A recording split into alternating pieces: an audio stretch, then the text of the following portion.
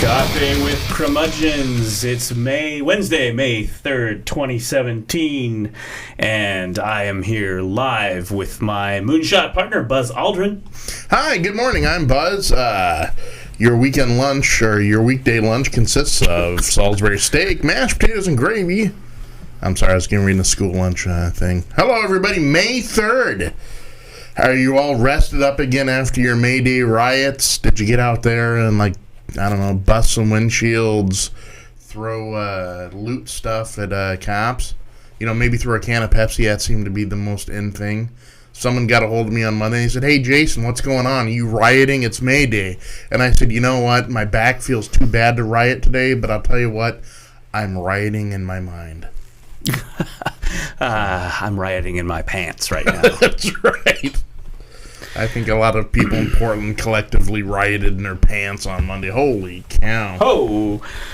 I apologize. We are having technical difficulties here that we come in the studio, we got everything set up and things go, and stuff is going kind of awry right now. We had right before we went on, Jason was having mic problems. I was having mic issues. Yeah. Not your fault, just something. I think that it was the mic. So what do we put it down to? Is it like gremlins, maybe? Do we blame gremlins or interns? Well, yeah, I know. If we, Speaking of interns. Yeah. Friday will be interesting. Yeah. And it'll be Cinco de Mayo, too. So I throw this all in. I'm excited about that. You're going to throw all that into the mix. I mean, yeah. You're going to have interns and Blake and Cinco de Mayo and everything. It's going to be a stew. Big party. Big party. Yeah. So there's these nice fancy mics, and then they go into tubes. They go into tubes. That's what we like. And then they go into boards, and they sound great. And we do 2 shows on Wednesday, but we're not doing 2 shows today. No, we got some medical stuff going on later. Folks, turn it left. Not today. Next week we'll be back. So there's that, and like I said, just came in here, got everything going after the weekend. I've had nothing but allergy problems. Yeah. Is it allergy? Is it the flu? We don't know. I mean, but I think it's allergy because on on the social media, people are complaining like crazy. And it's going to be 80 degrees today in Portland, and then it's going to be 50 like tomorrow or Friday. I mean, it's Portland. Apparently, the pollen count. So I guess you have an app, right? For the pollen count. Yeah. And you can pull that app up. And so somebody posted it, and it's like off the charts. And like, is this why I can't breathe? Right, yeah. I haven't felt this way since I had cats. I seem to be getting more of an allergic reaction the older I get. It's weird. Go figure. Yeah. Go figure. Yeah. So things have been a little stuffy, a little that's me pouring coffee. And then, of course, with all the other issues going on, it's been an interesting ride the last week. Yeah. Yeah, it's bad. I mean, it's just like, anyway, it's just been like... People tune in, it's like, it's all bad, folks. Well, it's all bad. Doesn't get any better. No, well... Okay. Positive message to the kids out there. My signature laugh. I'm a little, like I said, I'm a little disheveled by the mic problem, because usually everything's just like snappy snap dap dap audio and whatnot. So it means I have to spend some time not working on web servers, but working on right, and it's audio weird. Studio stuff. And it's weird too, because literally the few minutes right before you go on the air, you're getting kind of in your zone, right? Mm-hmm. You're finding your on-air chi. Right. And when something goes askew literally right before we go on air, it kind of throws everything off a little bit, because you're then like, you got a million things going on in your head. You got technical issues going on, but I got to do a nice, crisp delivery for you folks. Yeah, exactly. That's exactly what I was doing. And so, I'm all now cameras and whatnot. Good morning. I mean, Saturday night. Yes. We can talk about Saturday night. Sure. And so what happened was... It was like, you know. We did a show on Friday, which I thought was pretty good. It was. We talked a lot. You know, Friday for 2 hours, like we do. Friday's kind of those cool shows because it's like it's right before the weekend, and so everybody's working for the weekend. Ba-na-na-na-na-na. All right. Okay. Thank you, Loverboy. This Mike Reno moment brought to you by with the headband, right? Right. Everybody's working. All right. So. All right. Enough of the silliness. So no, but yeah, that's usually Friday stuff, right? You're before the weekend, so there's not a lot of hard news. It's just more of us being weekend curmudgeons, right? Right. And so. So we had the weekend. Yeah, Saturday night. And then Saturday night comes. Yeah. And I have a personal thing. Okay. Yeah. Event. Yeah. Downtown Oregon City, Oregon.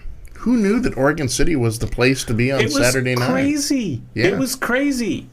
It was like hopping. It's like people, and there's, downtown Oregon City is kind of cute.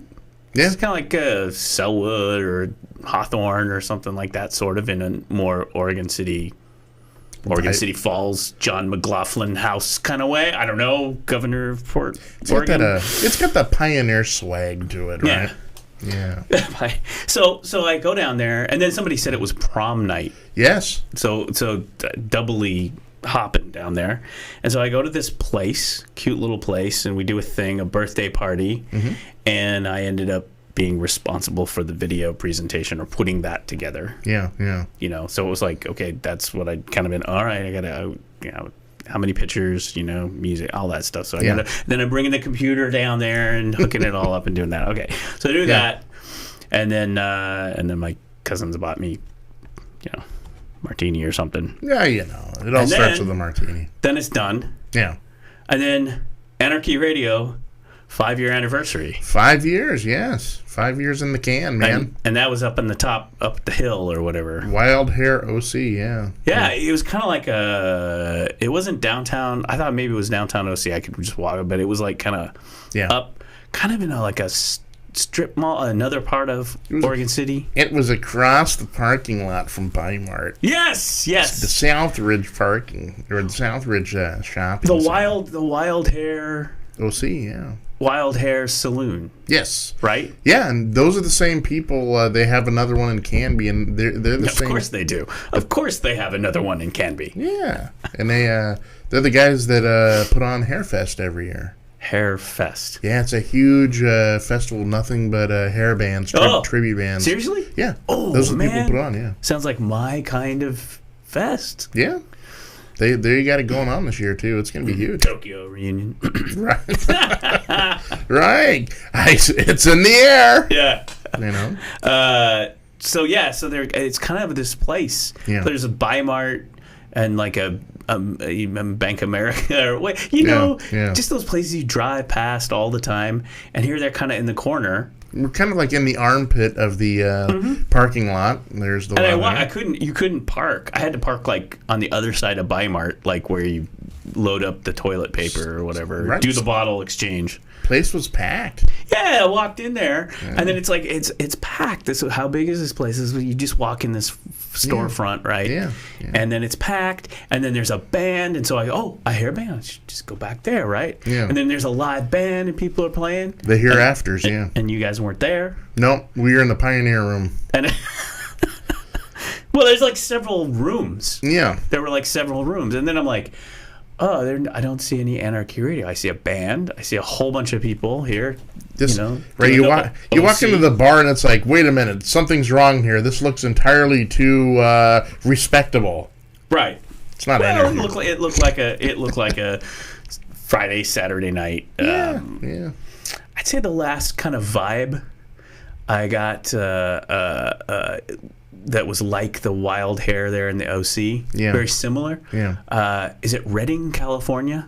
I've been to Redding, yeah. Yeah. You're right. That has that sort of vibe. Yeah. Right off the interstate. Yep. Holiday Inn. Yeah. And stop over on a gig on the way to San Francisco, road trip down to San Francisco. Yeah. For a gig. Yeah. And Redding, California, and there's like the Holiday Inn there and all that, the kind of the 4-lane. The Arby's. And then you're going across, and it's like, what are people? And sure enough, I went to this bar, similar, like the Wild Hair. Yeah. And it was all heavy metal and stuff. And it was sweet. It was like cheap drinks and local Reading, California heavy metal. Hey, have you? It doesn't get any better than that, Jason. No, it doesn't. That is a slice of Americana right there. I took some Instagram pictures a few years ago. You ever seen that movie Duets? It's I haven't. It's got Huey Lewis, Gwyneth Paltrow. I've never seen it. It's like this traveling karaoke thing. I've never seen it. That's what it reminded me of. This kind of off the beaten track sort of you're passing through off the interstate, you go into this place and they're playing, like cover band stuff. Yeah. Hits, and it's like it's kind of like that. Well, yeah, it was packed. People were there at the band, and I'm like, I don't see any Anarchy Radio. No. And then I'm looking around, and then there's like kind of a barn door slide thing. Yeah. They had us in the barn. I'm glad I remember the details that you're laughing. So you're like, oh yeah, that's right.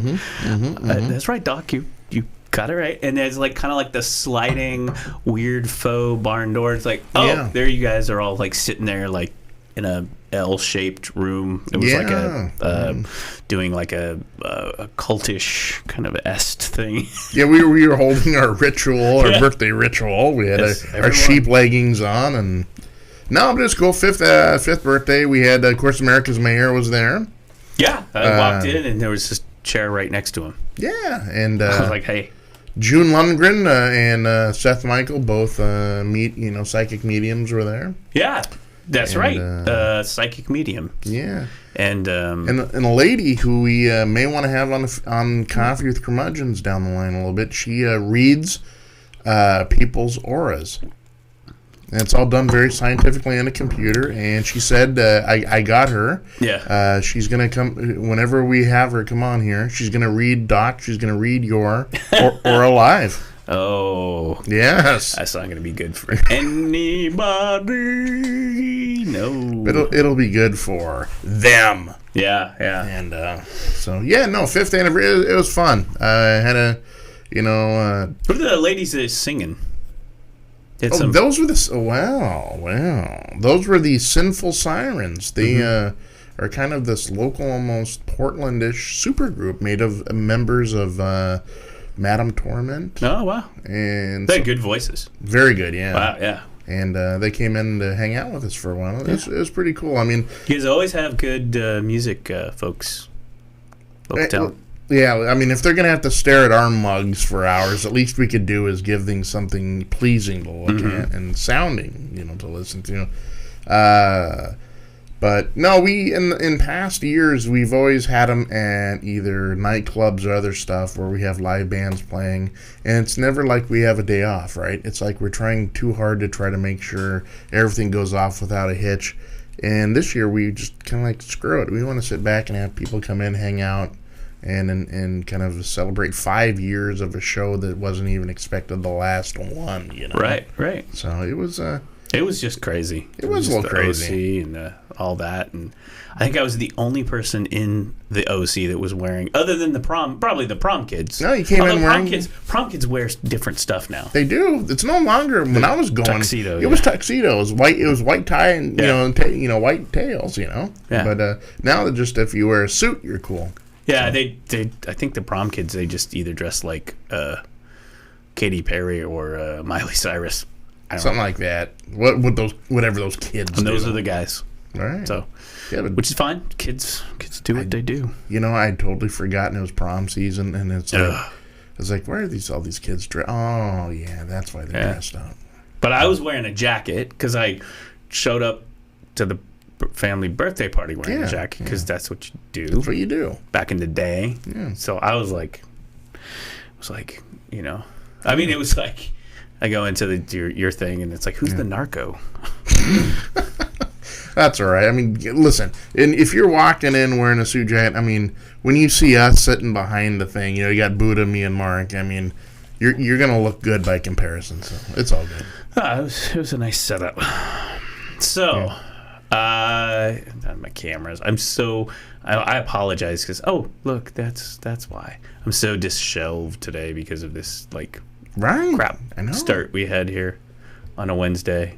Lots going on behind the scenes, as always. Look, I'm just going to adjust my camera live. There we go. Hey, that's better. Yeah. You could move that bag out, too. I know it's kind of in your shot. Just the bag right here? Yeah, just throw it in the... Or unless you got something in there. Hold on there. We're moving the bag. Yeah, that's... Considering that's what your mic sounded like right before we went on air, it was like, what the hell is that? So it wasn't the mic. It was the bag. Yeah. No.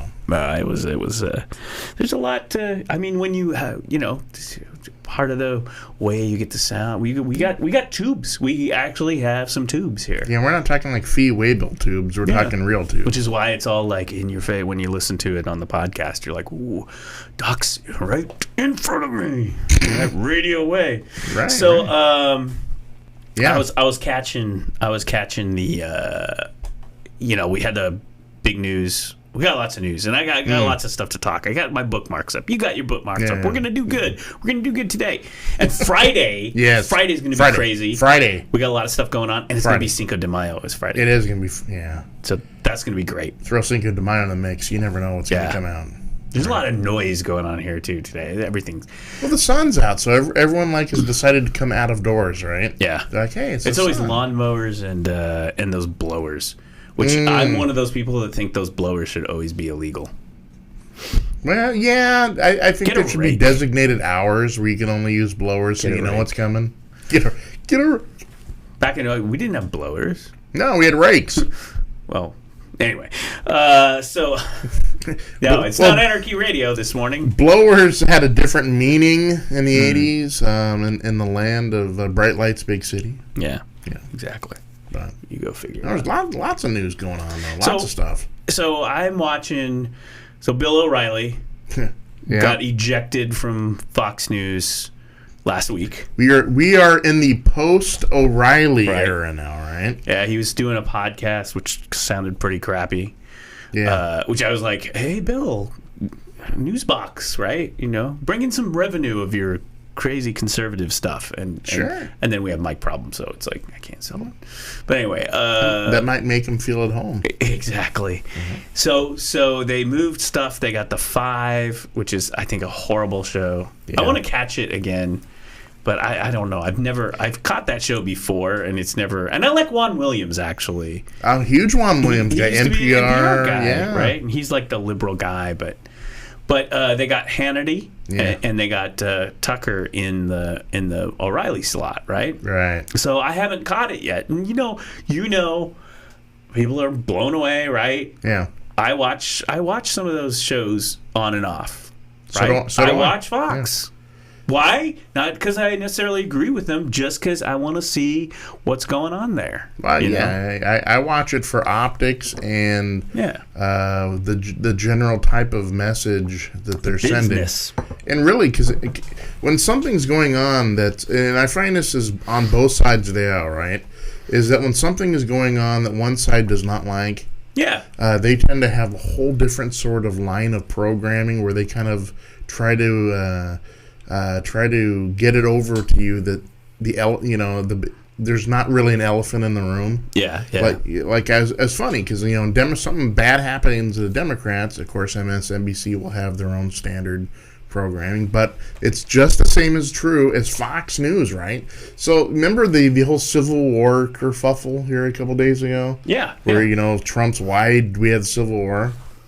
So I wonder what's going on with Fox News. I wonder how they're responding to this. Let's and they started recall that they were on full out what riot mode, right?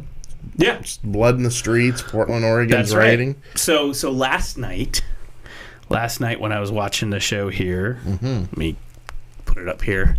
Here's some. I grabbed some screenshots because it was so good. So I watched Hannity and I watched Tucker Carlson. Both of them last night. There's Hannity. May Day rally turns violent in Portland. That was the headline on Hannity. Actually, May Day mayhem down here. If you look in if you're watching there on the screenshot in the bottom, May Day mayhem. And this is I can't remember who this guy is, but that's on Hannity. And there's a great picture. This is a great screenshot. This was the B-roll was just excellent on this downtown Portland May Day thing. This is a dude smashing like a flag into a Portland police SUV. So great optics there. Yeah. And they had this one, the overflight, and there's Hannity. There's his reaction, kind of Mayday mayhem. Look at. That's his reaction for 99.9% of the goings on in the world. And then the next hour we get to Tucker, and same B-roll, and there's Tucker with his signature face. Right. What are you doing in Portland?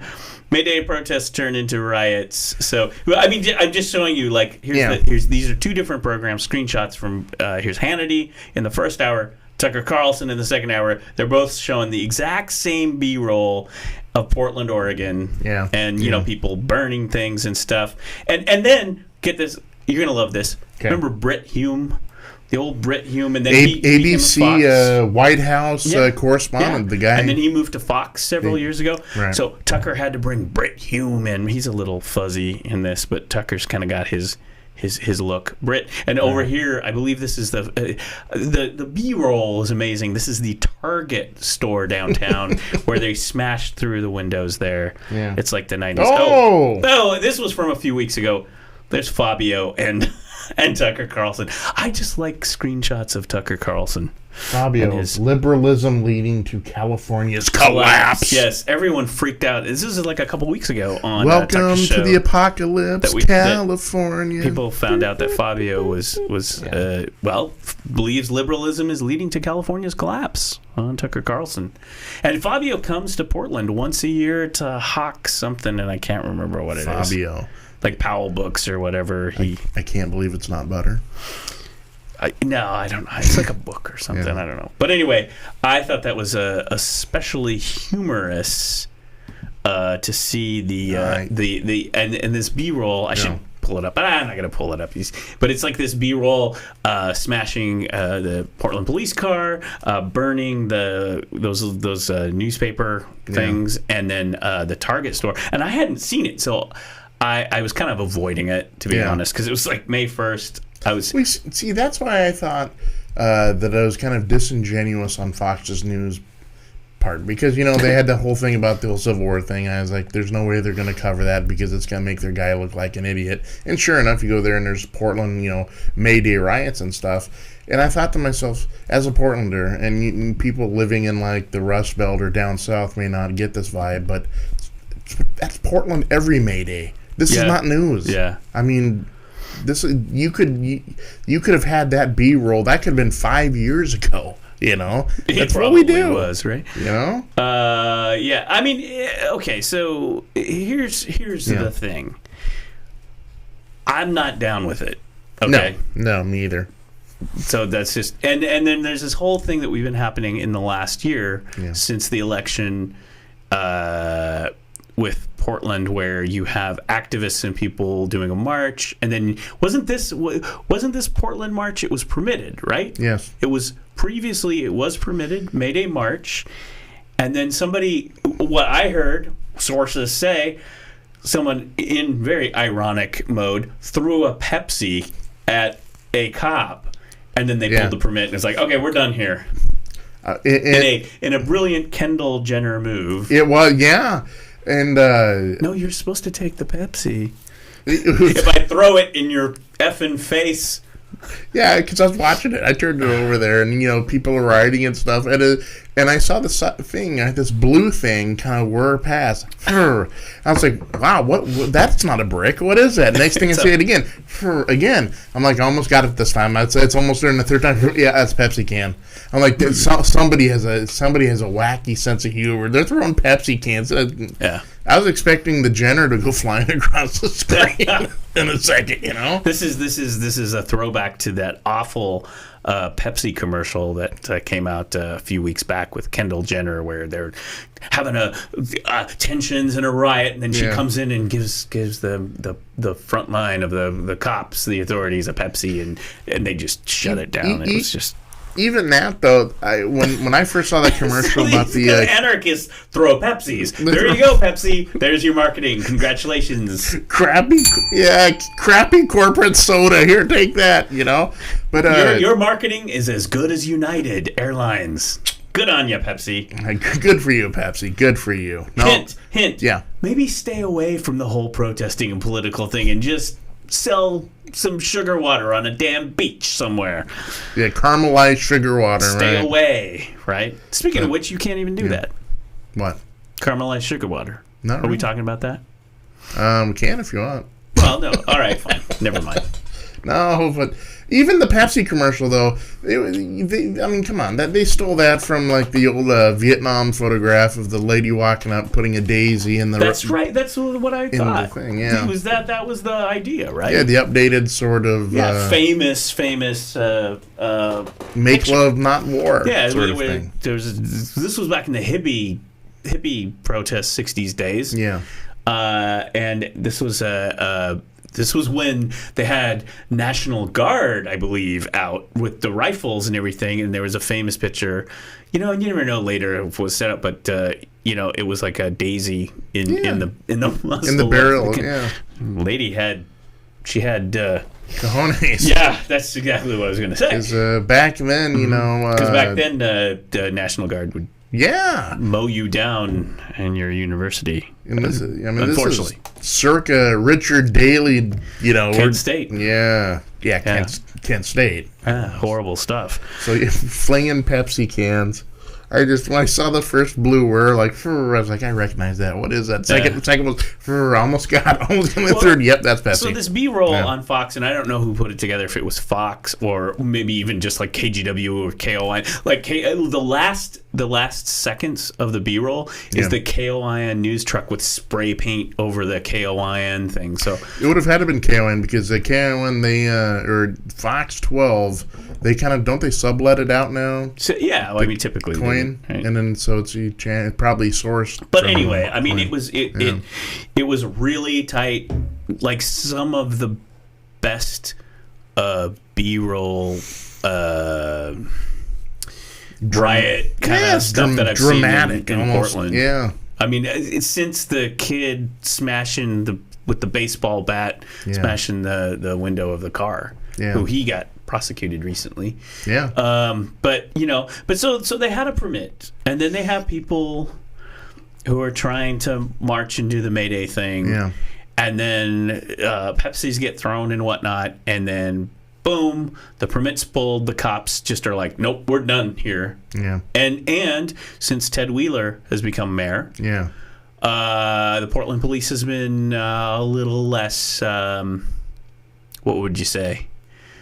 Fluid in their allowing protesting to happen. We've shut down city hall's been shut down. Yeah. Council meetings have been shut down. It's been really kind of crazy out there. Folks. Very tense. Yeah. And I just wish everyone would kind of come together a little bit more. But I don't dig the whole like people coming in wearing black and smashing stuff up. I mean, there was a guy, the one little, I used to follow this when the November and all that. I was following all the live streams and watching all the protests, days and days of protests. Yeah. And now I'm just like, okay, that's great. I'm done. I've seen it all, right? And we had this in Occupy a few years ago too. Mm-hmm. But yeah, when you start smashing the stuff up, and the one little clip that I did see when I turned it off was there's some guy and some jewelry store, and he's like sweeping up the glass broken, and he's like, you can't vacuum it up, you got to sweep it. It's like, bro, I could get you a shop vac down at Home Depot that'll take care of that real quickly. I mean, come on, right? Every business got to have a shop vac. Right. But anyway, that was just my take on the riots. Smash the window, get a shop vac. But it always shop seems like vac sales are up. There's been a spike in Pepsi and shop vac. Yeah, sales. Go figure. But anyway, I mean, the before and the after. I mean, it's like, and I know there are activists on the Facebook and stuff that are like, no, but it's like, Yeah. See, that's the problem. That's the problem with a good demonstration is someone always comes along and hijacks it, right? Mm-hmm. Either people get together, it starts off as a real peaceful protest, sending a message, and then some guy in a black hood shows up and starts throwing Pepsis. Next thing you know, it's Colonel Kurt's Apocalypse Now right on the street. Oh, great reference. Yeah. Smells like victory. Right, you got Duvall and his... That's not Colonel Kurtz, but yeah. No, you got Robert Duvall and his, SWAT team of Portland cops show up, they're whipping in on their... We surf! We're surfing Fifth Avenue! That's right. With Smells like victory. With their Segways and their 50 calibers. Air Cav! You're right. Yeah. Right. I gotta rewatch that movie. I saw the... No, Kurtz is... The horror. To you see chaos. That's my Marlon Brando Apocalypse Now. And he's in the dark shadow with the gauzy sort of... Yeah. That's my Marlon. I've got a bunch of those kind of... That's my Brando Apocalypse Now style. Right. Have you seen Apocalypse Now, the redo? When they that was funky. I think I've seen it. Yeah, that was funky. I recommend it. Pretty good. I like that it's like Vietnam, the CIA, Vietnam. Hey, who invited Han Solo? Right. Yeah. What's going on there? Because Harrison Ford has a bit Just in his early career. He has cameo. a cameo in before Han Solo. He's Indiana Jones. He's a CIA dude. Playing a tape, mirrored shades, wearing glasses. Right. He was actually in a couple other. He's also in a great Francis Ford Coppola movie called the Communication. No, what's it called? The Conversation. The Conversation. Gene Hackman, Harrison Ford. I've not seen it. I think Robert Duvall's in that one too. Yeah, Robert Duvall, what a great actor. The Conversation, it's the little movie he made between like Godfather movies. It's just like, I made a little movie that's really great, but you didn't notice it because I made two really great movies. Yeah, it's about Gene Hackman's a private he's kind of private, like investigator-ish, but he's working like CIA, Black Ops, and he's a jazz sax player, right? On the side, but he's got all this recording gear and stuff, and he's like bugging people and doing all this stuff early 70s, and stuff goes down. How have I not seen this movie? I don't know, dude. It's an awesome movie. You would love it. The Conversation. The Conversation. I'm looking it up. I could bring it up. Yeah, okay. The Conversation. Cindy Williams. Really? Yeah, is in it. Wow, Shirley's in it. Yeah, Cindy Williams, Harrison Ford. They have bit parts in it. This is around the American Graffiti time, and when Lucas was shooting. Yeah, I mean, all these actors were just looking for work. Pacino, all of them. They were all looking for work. Which, just as a tangent, I don't know if I saved it, but the anniversary of The Godfather they had in New York. They had a big shindig with all the actors, with Pacino and all of them, and Coppola, all talking about The Godfather. I do love me some Godfather. Yeah. That was just a few days ago. Interesting. Out there at some place in New York. Yeah, I've been out of action for the last several days. This being the problem, everyone's been out of action. Everyone's either like about ready to blow their sinuses up or blow their back out. Yeah. This is Coffee with Curmudgeons. We'd like to welcome our assisted living audience. Right. In the live stream. Right. Hello. Don't forget the Jell-O. Our assisted living audience. It's great. Anyway. Welcome to Puree Wednesday. I'm your host. I'm your life enrichment coordinator. Yes. Which you are. We know that. Was, yeah. From these days gone past. So riots. I was going to say a couple of years ago, there was one of these marches in Portland. And I can't remember what it was for. It might have been around a May Day or something like that. Mm-hmm. And it was they got a permit, but they wanted to do a civil disobedience kind of thing. Yeah. In a peaceful civil disobedience thing. So they had like people out there doing kind of like in the street, so blocking the street, so it could be illegal cops don't like that. Right. But they weren't like being violent or going up, and they were like candles, and I think they were sitting down and the sit-in sort of thing. Yeah, the sit-in sort of thing. And so it was like, and the people, and this was like the people who were in the sit-in. We're not talking like millennials. We were talking like people older than me. Like old hippies and Vietnam era. It was, I think it was a war I can't remember. I mean, this was during Obama's stuff. Yeah. This wasn't recent. And so, and they were like, well, if we get arrested, we get arrested. That's fine, Sure. Anti-war and all that, but peaceful. There's ways to do the peaceful protest, right? Yeah. Where okay. Civil disobedience. And you always hope that the police respect that. Like, okay, civil disobedience, we're going to arrest you. Okay. I'm not resisting. Don't rough me up. Don't hurt me. But people, everybody gets out of hand a little bit. Yeah. Right? And so in that one, I remember watching it. It was like, okay, this is a really great model protest. And it was really model civil disobedience. Everyone's being cool and everything. And then here come the anarchists, the rabble-rousers, and all hell breaks loose.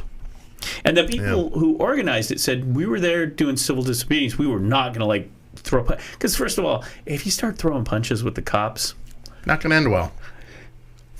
You're going to lose. Yeah, it's not going to end well. So, but anyway, so they did this thing, and then it got all messed up and fell into chaos. Right. As it does. And I'm just like, what's the point? You lose. The sad thing about that, and I'm sure the anarchists and the real violent guys don't really care, but you lose any sort of moral high ground. Your message gets hijacked, and so if you're just doing a very peaceful civil disobedience and trying to send a message, your message gets hijacked. Yeah. So I mean, I was, and here's the other thing. I don't want to see free speech, all the rights go away. I get it. We run the risk. Run the risk, especially with our current AG. You mean cracker Jefferson Beauregard Sessions? Never liked that guy. Oh, I never liked him from he was not new to me. Just like Bernie was not new to me. I had known Jeff Sessions for years. That son of a gun. Although the news today that I pulled out, which made me very happy. Okay. Yeah. You can look at yourself online. Hi, Jason. Camera 1, camera 2, camera 1, camera 2. Camera 1, camera 2. Hey, we're loosey goosey. It is. This isn't the tight ship that's turning left. That's hilarious.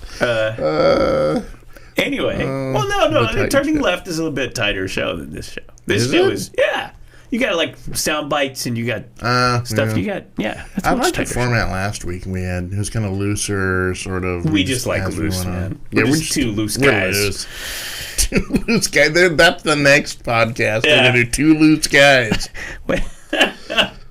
And instead of two wild and crazy guys, we're two loose guys. You know what my response is to that, and I'm not going to put that on the air. Right. Because you know exactly what my response is. We're going to save that for the director's cut. Yeah. So, what was I going to say? Smashing the thing. Yeah. Jeff Sessions. Jeff Beauregard Sessions, yes. So one thing that hit the news today or last night that I saw, that I'm not going to pull it up here, but it made me so happy. Yeah. Is Congress isn't putting anything in the budget for him to go after them marijuana people. They gave him the exact amount of $0 and 0 cents. Send a little message to Jeff Beauregard Sessions. Yeah, no, and funny how what's in and what's not in there. Go figure. There's no money for the wall. Yeah. Where did that go? And so. Well, this is what made actually watching Hannity.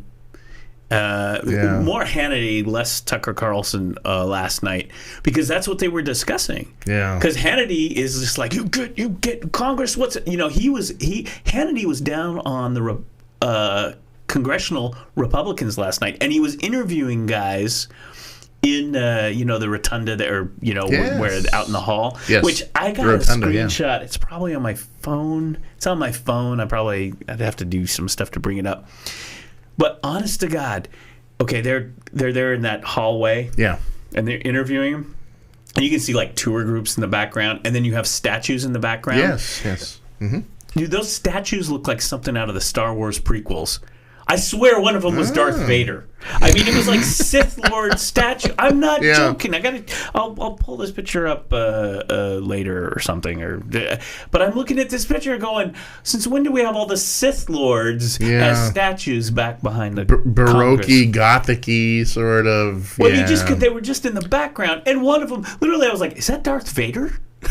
Like, it's a black cloaked dude, looks like, with a helmet and stuff, and I'm like, oh, who's that guy next to him? Darth Sidious or Darth Plagueis. I have a story I can tell you, Anakin. There's a whole lot of Darth going on. Some say it's unnatural. Probably one of the better scenes in the sequel, by the way. Yeah. That was from Revenge of the Sith. Yes. You ever see that one?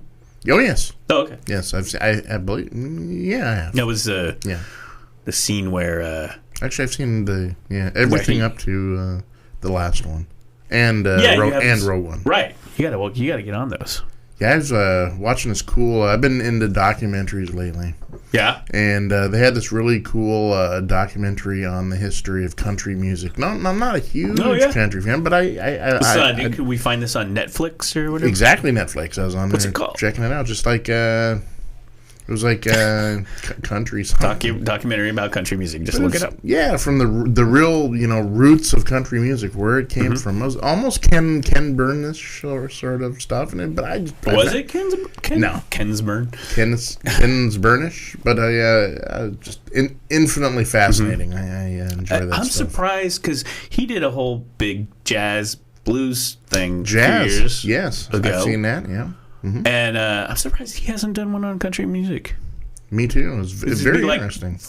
Country folk, because he'd be like perfect for it. He would. I think Ken Burns is probably sitting on an island somewhere, just rolling up doobs with like $100 bills. Yeah, he's hanging out with Jimmy Buffett, and they're like, "What's going to be my next project?" And Jimmy Buffett's writing a letter home. So it's going to be Jimmy Buffett, Ken Burns, and I don't know why this popped in my head, but it's Garrison Keillor. Yeah. They're all sitting on the beach somewhere, You got the Prairie Home Companion guy. And you see black and white pictures of the beach floating by, and there's a picture, and then it's like, Maya, this is Jimmy. I'm writing you from the beach. Yeah. They say that General Lee's forces are coming soon. We've been out on the beach smoking doobs with $100 bills with Ken Burns and drinking margaritas. That's right. Yours, Jimmy. That's right. It's 1865. Pans over. It's like a house divided will not stand. That whole Ken Burns thing. There's literally a Ken Burns setting in Final Cut Pro. Obviously, I know because I use Final Cut Pro all the time for video type things, an Apple product. Yeah. And there's literally a thing called Ken Burns. And what it does is it's just like... It's the macro template of what the only things it needs is Josephine. We have been out on the trail for 3 weeks. General Lee's forces are close. John Henry, 1865. That's right. In a place called Appomattox. Yeah. Isn't it just such a formula, man? Mm-hmm. The guy just kind of drops it out, Ken Burns. All right. Before we move on from Ken Burns, favorite Ken Burns documentary, go. Well, so I think he really wasn't really the Civil War where he just really nailed it and cut his teeth. That's like, God, it was like 20, we're talking 20 years ago, right? Yeah. Something like that. Yep. I mean, that was when everyone was like, you good, this is more than 20 years ago. This is must-watch TV because his style is he went back, took like photographs, all the archive stuff, and all the letters, and then had actors celebrity voices. Morgan Freeman, right? Sam Elliott, and I think, and people like that, all like Morgan Freeman, and he put that formula together. But it was a fascinating telling of the history of the Civil War from the people who were there fighting it and affected by it. But it redefined. It redefined documentaries. Yeah, yeah. You know? So I mean, you can't. No. I mean, I think that everyone should probably, in school or whatever. Or I think they used to. You gotta watch the Civil War. So I think, that was a good one. There was some other one. Did he do one on Prohibition? He did. That was good. The one on Prohibition was really good, actually. Right, in the West, he did that. Yeah, and he did baseball, jazz, of course. Jazz. I think I've even seen the baseball one. One of my favorites was this little-known one that he did called Empire of the Air, and it's the history of radio. Oh, wow. And it's one of those things you watch like, wow, this is really good. And it sparked everything if you're really into radio, it hits all the points. It's like, wow, that's what I love about radio. This guy encaptured it. Did it start with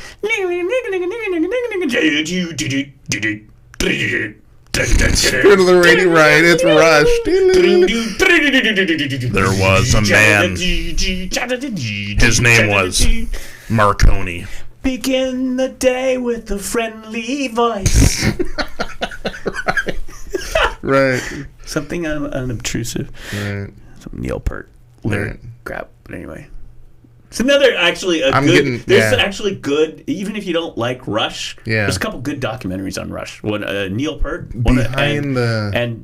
Yeah, I love that one. It's actually a really good documentary. You're like, wow. Yeah. Respect. And you come out, and when you watch it at the very end, how can you not love Neil Peart after that? Especially all the tragedy that he went in his life. Major personal tragedy. Yeah. Lost his family. And he comes out the other side from it, and it's like, wow, that means it's such more deeper meaning to it. Yeah. And you realize how much of friggin' geniuses these guys are. Oh, and so kind of under the radar. I mean, for years, snubbed by the Rock and Roll Hall of Fame. Sort of, this is prog rock, Like, dude, if you listen to 2112, it's freaking classic, That's actually, I like that. Isn't that album? Is it Permanent Waves that has Spirit of Radio on it? And that one's good. And the one with Limelight. I like Limelight too. That's their second album. Yeah. No, Limelight. No, that's like the fourth or fifth. Yeah. That's like with I was Tom thinking Sawyer. Fly By Night. That's like moving pictures, yeah. And Permanent Waves, I think, was before that. And those are real classic kind of. And those kind of had the really. That's when Rush really Red Barchetta. Yeah, when Rush got really famous and they were really got airplay like Tom Sawyer and all that. And Spirit of Radio. And, I mean, it's like the problem is with is I like the band. Seen them once. I saw them once on tour. Never seen them. Oh, yeah, I had to see them. They were like Coliseum or whatever. Sure, yeah. Years ago. And the problem with Rush for me was really like the band, listen to the albums. Yeah, Neil Peart, great drummer. Great lyricist. Really good stuff. Yeah. But the thing is when you it's like any band, when you meet the faithful, like the real faithful, it's like Star Wars fans or maybe even Star Trek fans or whatever. Sure. It's like you can't get them to listen. Hey, I got an idea. You want to listen to a side of Bob Marley? No, we're going to listen to Moving Picture, side one. I mean, it's like, can we listen to, I don't know, Boston? No, we're listening to Rush. It's like Rush, Star Wars, Rush. Right, it's like, guys, let's mix it up a bit. Yeah. There's a lot of other music out there. Come on. Love Rush, but you're killing me with the replays here, man. Right. It's Can't you at least maybe throw in Yes? That's exactly, you're the brother from another mother. Yeah. That's exactly what popped in my head. Yeah, the prog rock. If you're going to go there, at least throw in a little Yes, maybe, But anyway, so that was always a thing, like with Rush, and it kind of burned me out a bit because of the rabid fandom, because I knew people like pretty much Rush baked, Rush baked. Good night. Fond memories of Gubage and Passage to Bangkok, Yeah. And it would just be like, there's other music other than Rush. Even Rush listens to other music than Rush. Right. You'd be surprised. Right, yeah. Even Geddy Lee listens to other things rather than, Yeah. You know, I mean, and it's with any band, right? It's with any people who are just rabid fans. It's like, seems like that's all they listen to. You got to admire the loyalty, though. I mean, very few other bands get that sort of... But but you know what I'm saying. Except for Parrot Heads and Deadheads, you know. Yeah. That's true. Yeah. That's true. What do we call Rush guys? Russians? I don't know. What sort of name do we give them? I mean, that's what that Sting song was about. It wasn't about Russians. It was... The Russians love their children too. Right, because they're gone all the time to the concerts. The kids are getting neglected. He was talking about Rush fans, not Russians. That's a whole new spin on it. Speaking of Russians. Yes. Speaking of Russians. No, here's the big news. Big news. Big news. Well, we're going to be on top of this because everyone's going to be on top of this. It's going to be must-watch TV, as they used to say back in our day. Yes.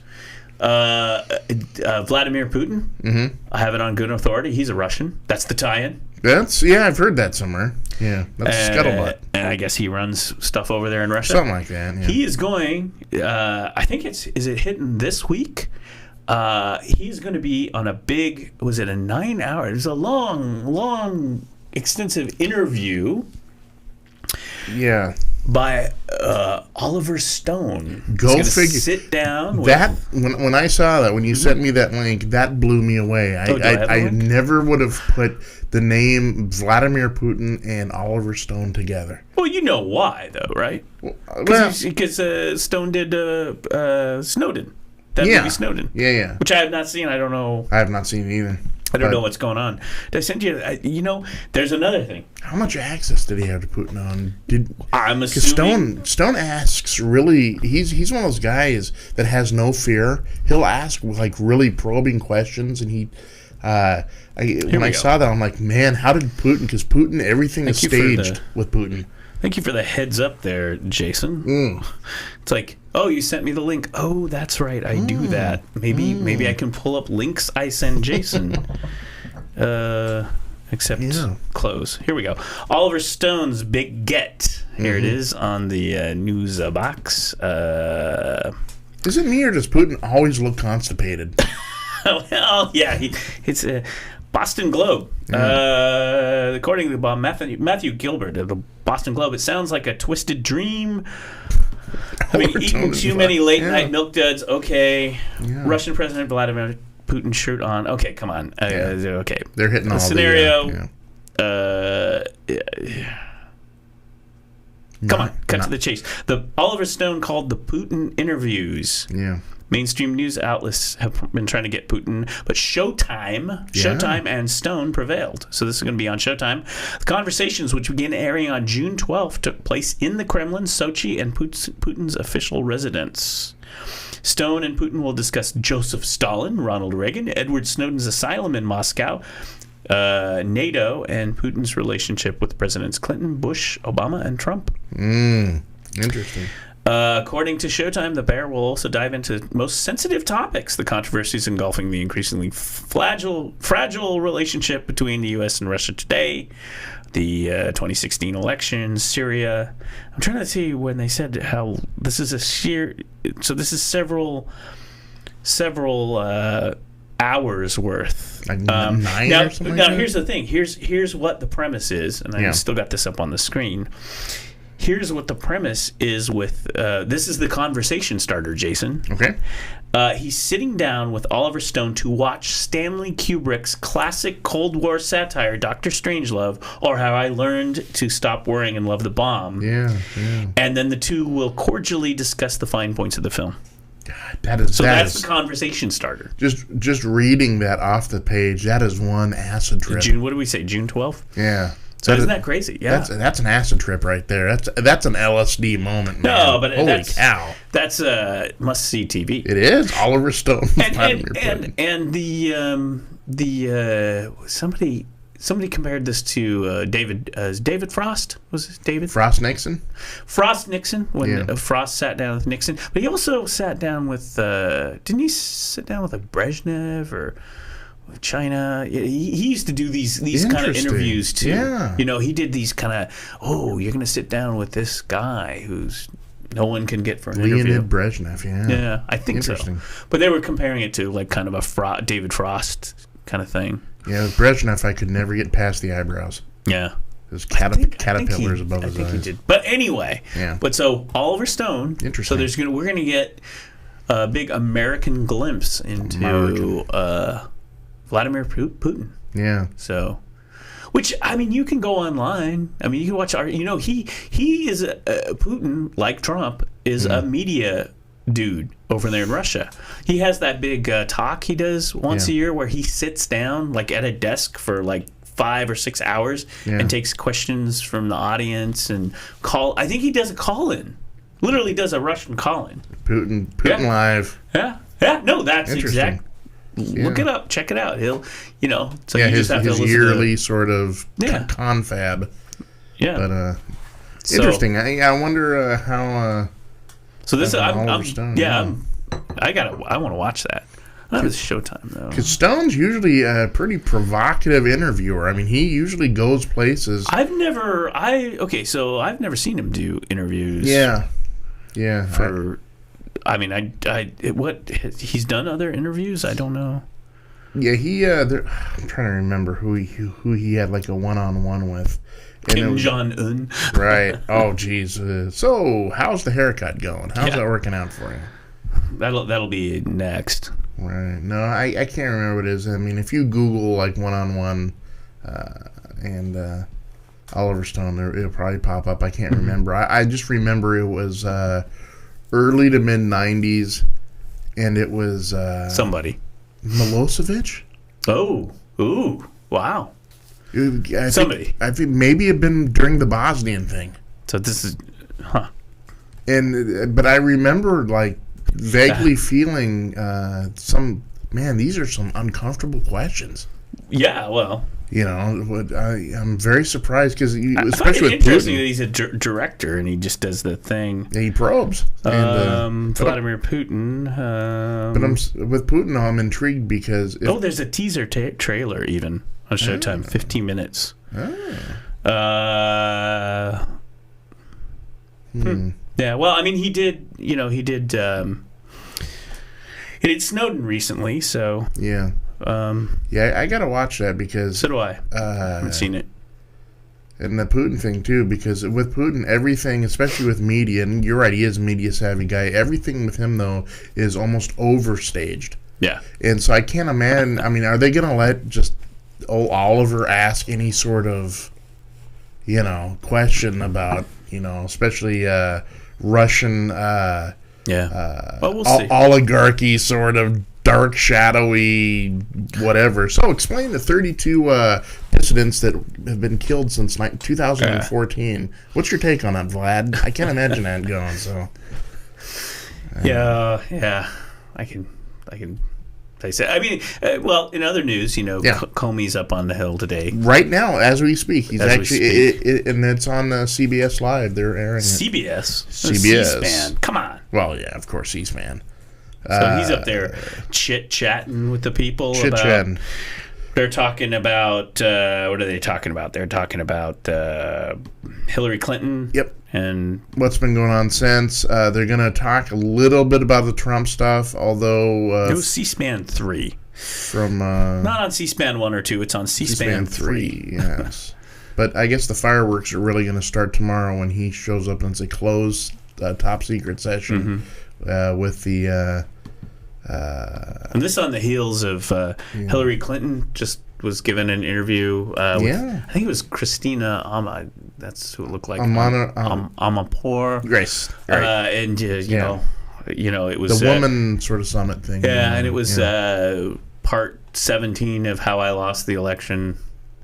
17.2. No, she said she takes personal responsibility. Yeah.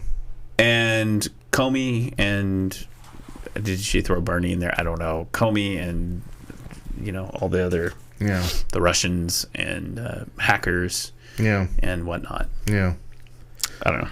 Yeah, she did that yesterday, and then, of course, when she did that, literally everyone was looking at their watch wondering how long it was going to take for Trump to tweet about this. Yeah, and he did, too. He did late night. I haven't read them. It was overnight here, and so I haven't really been able to I could pull it up, but I didn't. I mean, it was just the same old. Yeah. I mean, I'm done Monday morning quarterbacking this election. Yeah. I want to move on.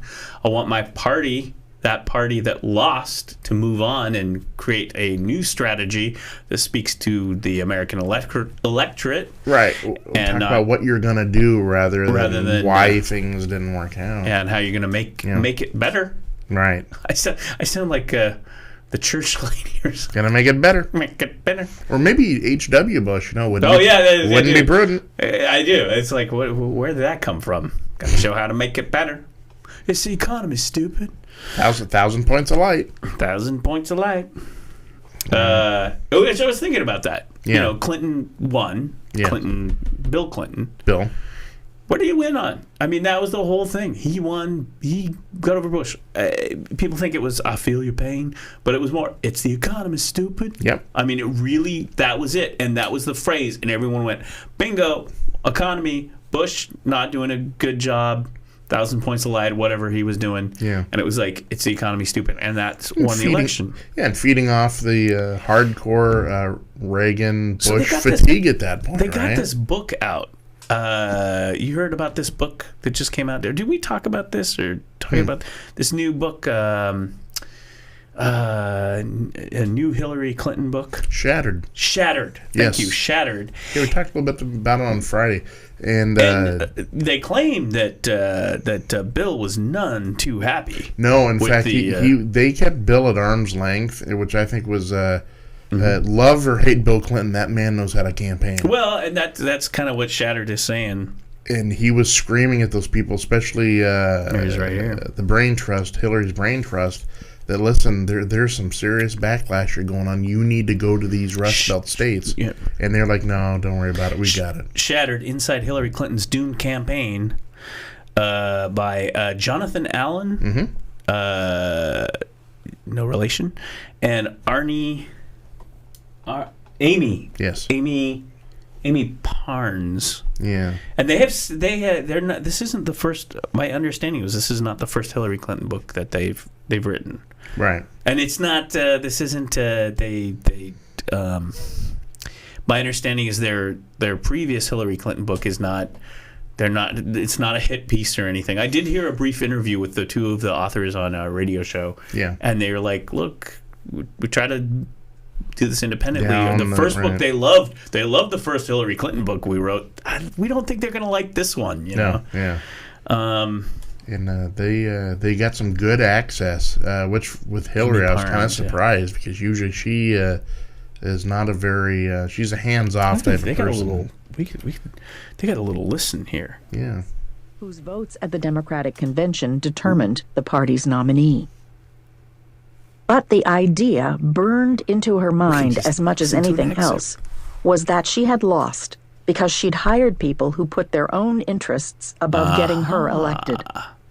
The absence of palace intrigue on her opponent's side, the no drama Obama campaign, was the kind of purpose-driven loyalty she pined for. Over the next 7 years... How about a message, Hillary? Yeah. Talk about what you're going to do for America, right. Not what you're running against. Well, I think that the excerpt is it's people are probably unhappy with me that I'm kind of down on this whole thing and I want to move on and let's move ahead. We got lots of work to do, but the thing about these people in her campaign that have lots of power and personal and political agendas and just ignoring things in front of them. I'm all for dissecting what went wrong. That's great if you're actually going to be honest about what went wrong, but no one wants to be honest and say, listen, it was a horrible campaign. You had no message. What does a coach do when they lose the game? What does a coach do? They dissect and fix it for the next game. Right. Right? Yep. And politics is pretty much equivalent to sports and I mean, in well, it quite a is. way. They're gonna. I mean, they call like usually the day or week after the campaign. It's called the autopsy. They sit down and they figure out what went wrong and basically how are we going to learn from this and move on. Unless you're the Golden State Warriors and it's just like, just keep doing that thing you do. Just go on the court. Yeah, keep dribbling that ball, Steph. Yeah, you'll do it. But that's what you do, and the strategy, the whole thing about Wisconsin, and but they don't want to take an honest look at it. So Tucker Carlson had a former Democrat one of these pollster kind of guys on, and I thought it was actually a very good interview. I should pull up who this person was, but he's worked for the Democrats and all that. Yeah, and it was a good interview. Come on. You can do that. Tucker Carlson can interview someone who's got some good, and his whole point, this pollster, was like, wrong questions being asked. Yeah. They were not asking the right questions. Right. So they're getting bad data back. Right. And it's like, so you're not asking the right people. You're not asking the right questions. You're just you're almost validating what you want to hear back. Echo chamber. I mean, that was almost it was almost. He basically said the polls. Everyone was kind of. He didn't. I don't think he said the word echo chamber, but that's essentially what I got back from it. Yeah. And when you look at what happened in the eletion, now here's the thing that people are like, well, but she won. She won the popular vote. She won, right? Out in California. You bet she won. Who's going to predict that, right? You think she'll win in California? Yeah, I think she will. Okay, the West Coast. I think that's Clinton. I don't even think Trump. Did Trump even go to California? I don't even think he bothered because it's like, forget that. She's gonna win it. I don't know. I don't think so. If he did, it was a some sort of fundraising thing. Nothing. Yeah, I don't even remember him going to California. So I mean, okay, so great, you know, but it's that's not how it works. It's you got to go to 50 states and you got to like hit key states. You know, those pesky Ohio's and Wisconsin's and Michigans, you know, and all of that. So that's what's frustrating when you hear about it afterwards. When you hear guys who are seasoned campaigners. I mean, again, like I said, love or hate Bill Clinton, the man knows how to campaign. Yeah. Well, that's the whole thing. Yeah. When you had him screaming about it, when you had guys like Sherrod Brown from Ohio saying, "Listen, man, I'm on the ground here. Something's wrong." Well, or my favorite is Ed Rendell out of Pennsylvania, and he was like, for years and years, we've had this sewn up, folks. Something is seriously wrong. You need, you need to do this, and this, and they basically told him, "We know what we're doing. Shut up." Mm-hmm. It's like, wow. When you get to that, no wonder when you. You know, and that's just take a look at the inside emails and stuff. The paper trail is there. Yeah, and the you're not just talking out of your, and the total anyway. Gosh, arrogance. You know, we are the heir apparents. We're gonna win. Don't worry about it. Well, and we had the movement. They had the movement candidate, but they did not want to address the movement candidate. Mm-hmm. And there was your winning strategy right there. Address, I still think this. See, I hate going down this rabbit hole because I hate talking this politics because everyone does it, and I'm just tired of it. Yeah. But here's the deal: you cannot build a next generation by putting them into indentured servitude, by making them pay out the nose for loans just to get a higher education, just to get a freaking job in this country. That's not how it works, folks. And if you say, okay, fine, what do we do? How about service? Okay, great. Fine, let's talk about that. We took that away. There were people who went into the military, went into the Peace Corps. Most of our college-educated baby boomers, a lot of them came out of the military and did the GI Bill to go to college and get good jobs. They've had great results from programs of doctors who get the help for medical school in turn for the first couple of years after medical intern. You go to a disadvantaged area and you work at you do Peace Corps, man. Yeah, which still exists. Yeah, I mean, look Bill Clinton was in the Peace Corps. Bill Clinton. Yeah. And Bill Clinton was he was a poor kid from Arkansas. Yep, and that's what you did. You went and you gave back. I mean, look at the whole premise of the TV series Northern Exposure. A guy from med school who's now doing, giving back. Oh, right.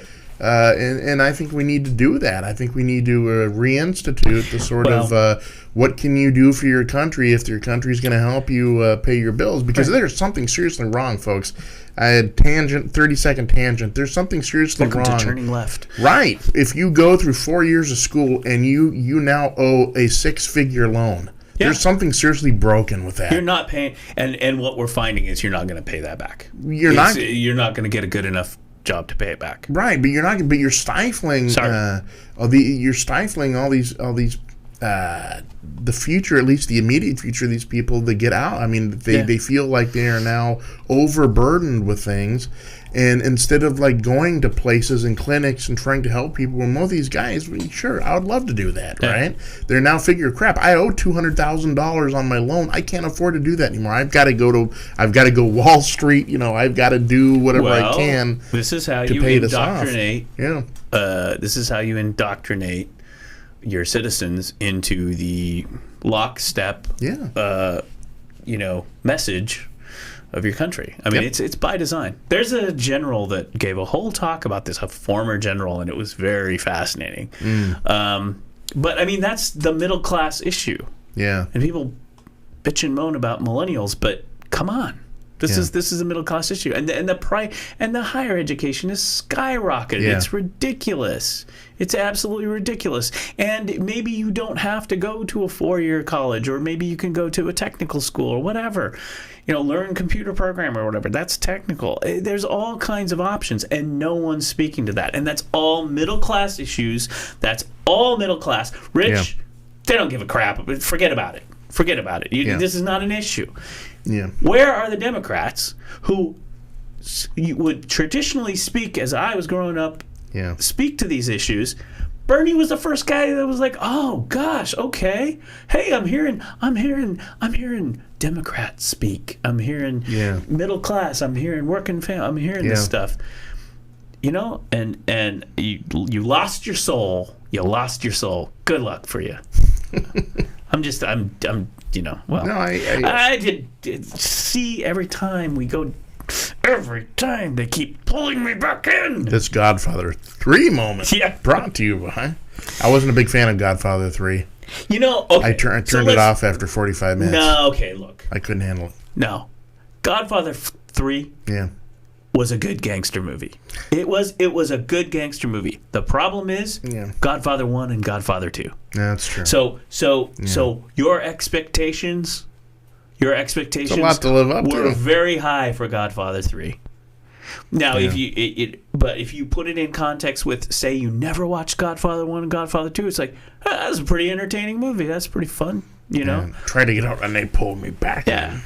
I mean, actually, I rewatched this and I thought, gosh, if you just could forget that you saw those other movies and just watch it. I mean, the whole John Paul I intrigue, banking scandal. I mean, they make a nice little. They weave a nice little reality-ish story. The Swiss banking scandal, which is based on reality. The guy, I think the guy that they show, who's the Swiss banker who's doing the Vatican bank, I think he did meet his demise in reality. Yeah, there are a few of them. And John Paul I did, I remember, suddenly die. There was a little palace intrigue with that. Oh yeah, or Vatican intrigue. Yeah, I mean, it's so it's not that bad. But the problem is one, it doesn't live up to 1 and 2. Yeah, and also because remember it had that modern feel to it, whereas if you watch a Godfather, it was very much just the look and the ambiance of it. Yeah, and they tie it into they have Joe Montana is in it, and who is he really? Joe Montana is the Dapper Don. He's Gotti. Yeah, I mean he's basically the Gotti character. Yeah, maybe I should try to watch it again. It's just I turned it off at 45 minutes. You just can't watch it with the other two. Yeah, that's take it as a standalone. Ah, yeah, okay. Just kind of take it as a one-off standalone. Yeah, But I'm not. I am like a real sequel snob. I'll freely admit it. It's fair. It's fair. I mean, it's fair. Everyone was like, but it's again, it doesn't. If you could take it as a standalone. Yeah. But the first two, the Godfather 1 and 2, do this yarn, and they're so well done in American filmmaking. Yeah. Yeah. Well, you got the whole Scorsese. Of course, the first two. I mean, it's Mario frickin' Puzo. Yeah. And, I don't know. I didn't do any links about this this anniversary. I should check that. Let's say I know that Pacino. Now that you bring it up, Pacino's 70. Did you know that? No. Wow. Yeah. Pacino's 70, and that's weird. Godfather. Let me just pull it up here. Godfather reunion. That makes me sad. Everyone. Pacino 70. 5 things we learned from Tribeca's Godfather reunion. Rolling Stone. Let's pull up the Rolling Stone. What do you mean I'm middle-aged? Stone. Come on, there, baby.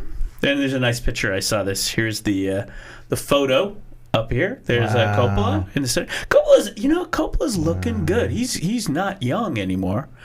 Jimmy Caan, And there's Pacino. Pacino's got the crazy hair now. Oh, yeah. Diane Keaton. De Niro. Yeah. Talia Shire. Yeah. Duvall. 5 things we learned. It may not have been as momentous as the heads of the 5 families meeting for a mob war and peace treaty. This is in Rolling Stone by David Fear. How come you kept calling me Barzini? I don't know, man. Barzini. Yeah. Oh, there's so many good actors in there. Oh, yeah. So Rolling Stone, here they are. Reunited director Coppola, Pacino, and all of them. I'm trying to see if there's anything... Following back-to-back screenings of the first 2 films, I guess they didn't do the third. Moderator Taylor Hackford shuffled out a row of chairs. That would be row. Complete with a portrait of Marlon Brando's Vito Corleone. Because Marlon couldn't be there. Right. He's not with us anymore. The great beyond. Okay, so here we go. Number 1, Coppola had talked to Brando before The Godfather about playing the lead in The Conversation. There you go. Ding, ding, ding. The Gene Hackman lead that I was talking about, that movie. Look it up. 2, Pacino and Diane Keaton got really drunk together after filming the wedding sequence. They're method actors, man. Right. And actually, The Godfather is very much a big method movie. I mean, these are the captains of method acting. Yeah. Pacino. Pacino lives and breathes. So the thing that I love about The Godfather Part 2. Yes. Is it's Al Pacino. So I mean, you have the Godfather. You have the Godfather played by the Godfather of method acting, which is Marlon Brando, probably one of the oldest. Well, he was young at the time. Yeah. Like Pacino was young when he was doing, Godfather. But Brando is one of the first method actors that comes to Hollywood. Yeah. As a young man. Yeah. So here's Brando now, an older man. I could have been a contender. Yeah. And Elia Kazan, right? On the waterfront. Yeah, but isn't that Elia Kazan? I think it's Elia Kazan, let's talk film, geeky film. Yes. Watch old movies, please. You'll feel better. You'll learn. I got a funny anecdote after all this. But you have Marlon Brando, who's like the godfather of the first Hollywood method acting. Yeah. And then you got Pacino and De Niro, who are the young studs of method acting. And this is all is it the Actors Studio in New York there? I think it is. But anyway. I believe so. Yeah, that famous place in New York where Pacino and Tribeca and all that stuff, where they're all... And De Niro are coming up to learn the method acting. And method acting is you become the character. Immersion. Before, actors would learn the lines. It's like Shakespeare to me, and I'm emoting to you right now. Instead, you learn the lines. But you what are you feeling? What are you becoming? Who you need to be Michael Corleone. Not just say his lines. You have to be him. You have to feel him, right? So Lee Strasberg is one of the fathers of method acting, and he's taught Pacino and De Niro and these guys. And where he is? Godfather Part 2. Mm-hmm. He's the Jewish guy. Now I don't remember the character he plays. He's the Rothstein. Yeah.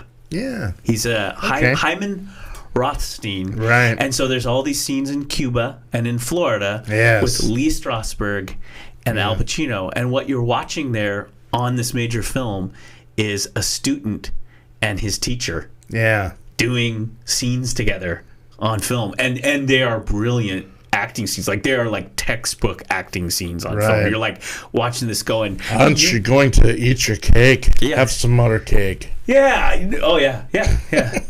A smaller piece, please. Right. Michael, the money didn't make it.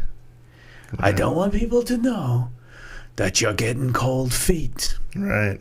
Your father and I, we used to run molasses. Right. Yeah. I mean, they just go on and on. We had a certain way of doing things. And the whole thing is, you watch this. Yeah. And you don't feel Al Pacino or Lee Strasberg. You just feel Michael Corleone and Hyman Roth. That guy is Corleone, man. Yeah, Hyman. I get chills every time I watch Godfather Part 2, and it gets to all those scenes, because I know that it's like, I mean, can you imagine Pacino? And he was really young. He's walking in there going, dude, it's my mentor, my teacher, the guy I... you're in the moment, right? Yeah. Because Lee Strasberg was this big actor who was such a proponent of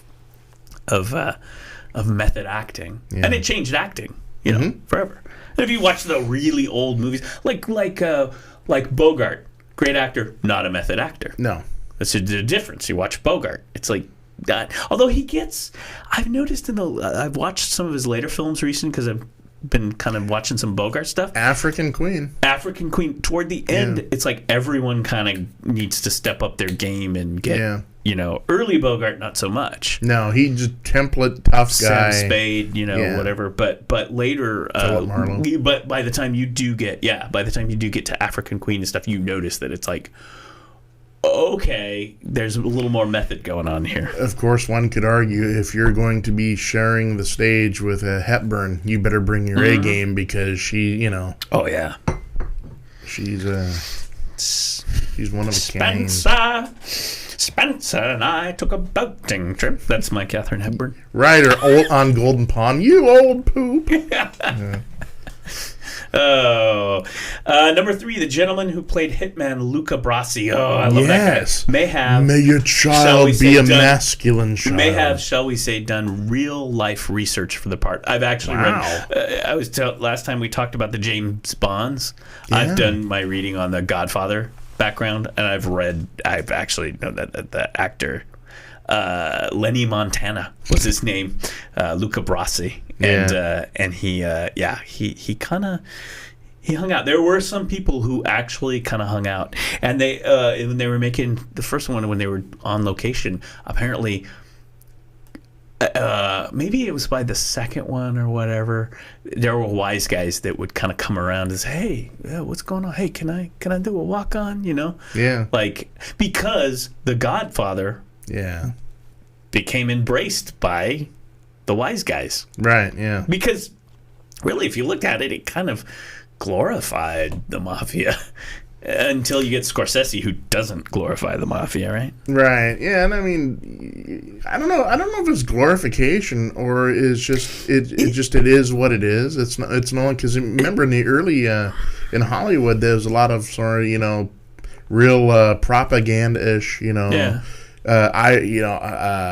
I was a communist for the FBI. Well, I think that the story that Coppola, because he had to redo the whole Mario Puzo thing. And there's something I think they bring it up in here, but I can tell you what he said about the book. He didn't actually like the book very much, Coppola. Really? But Coppola's, if you look at the film, the Godfather films, and what he's doing with the script and the film and the storytelling is, what is he telling? He's really just telling a story about an Italian-American family. Exactly. That just happens to be the mafia. That's their system of doing things, but this is an immigrant family. Well, coming of age in America. You could argue, you could say, well, you could just make a movie about an Italian American family, but maybe make it more entertaining and make it that they're a mafia family too, and hits and stuff like that, along with their family, you know? Right. And that's the brilliance of it. Then you're like, oh, popcorn, wow, this is a cool movie. But it's really, you know, because Coppola, being an Italian American coming from a big, from Detroit, and there's history there. He did Tucker several years ago, which was almost autobiographical for the Coppola family. Yeah. That's why he did Tucker, which is about this guy who was lived in Detroit and was a car designer. Yeah. Also, another reason why there's so many awesome vintage cars in the vintage scenes in The Godfather.